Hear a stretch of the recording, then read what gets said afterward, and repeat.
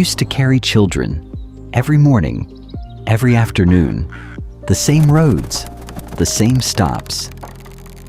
That first stripe of clean steel appearing through 30 years of green. There is no sound in restoration, quite like water hitting rust at full pressure. Something hidden becoming visible again, one stripe at a time. Every seat frame removed, every layer of accumulated forest debris shoveled out. Leaves, soil, pine needles, the small ghost nests of animals who made this space their own before we arrived. We carry it all out carefully, because even the debris deserves a kind of respect.